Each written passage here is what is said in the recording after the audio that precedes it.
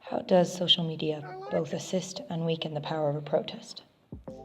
Social activism, what is its purpose?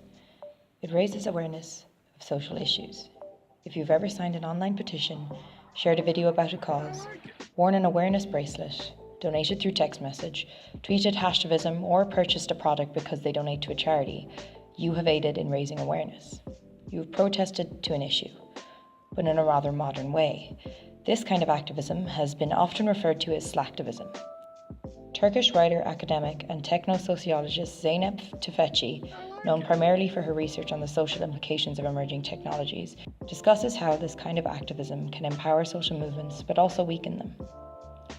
The question is, how do you take that very widespread but relatively shallow level of engagement and give people who are clearly wanting to do something else, right?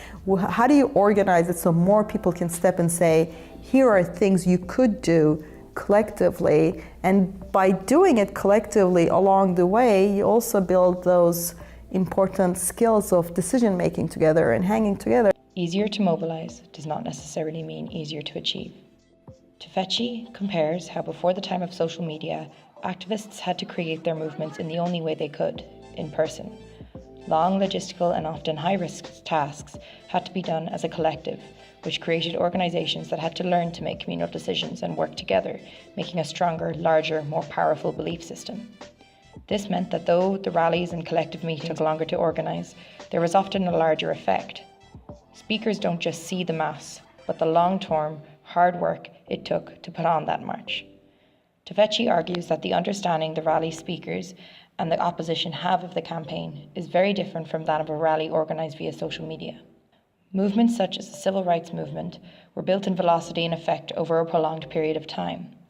Today, many of the largest movements peaked within a few days of establishment with minimal organizational challenges, with little physical organizational base that could then carry them through later challenges.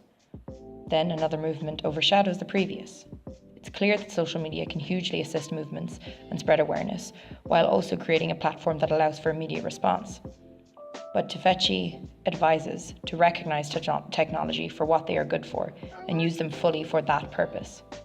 Ultimately, it is clear that though social media and today's technologies play an integral part in today's movements, the communal operation is where the real effect is made.